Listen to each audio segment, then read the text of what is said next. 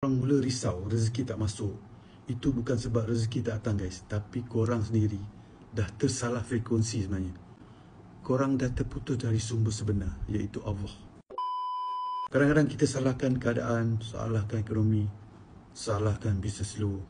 Tapi kita lupa satu hal guys, rezeki bukan datang dari luar, ia pancar dari dalam.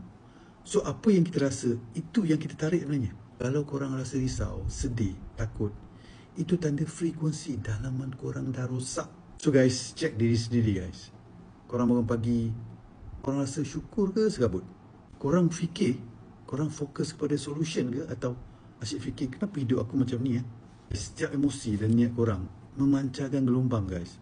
Dan gelombang tu menentukan pintu rezeki buka atau tutup. Yang tutup pintu rezeki bukan Allah, tapi kita sendiri. Bila kita putus asa dan bila kita hanya zikir tanpa yakin batin. Kita baca surah Al-Waqiah tapi hati masih risau.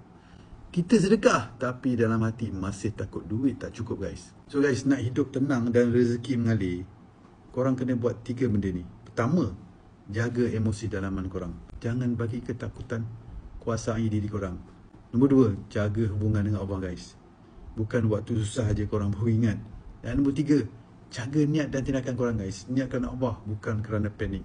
Dan yang paling penting, tanya diri korang sendiri setiap hari, aku tengah pancarkan keyakinan ataupun keraguan? Sebab rezeki guys hanya datang pada orang yakin, bukan yang keliru, bukan yang terdesak, tapi yang berserah sepenuh hati.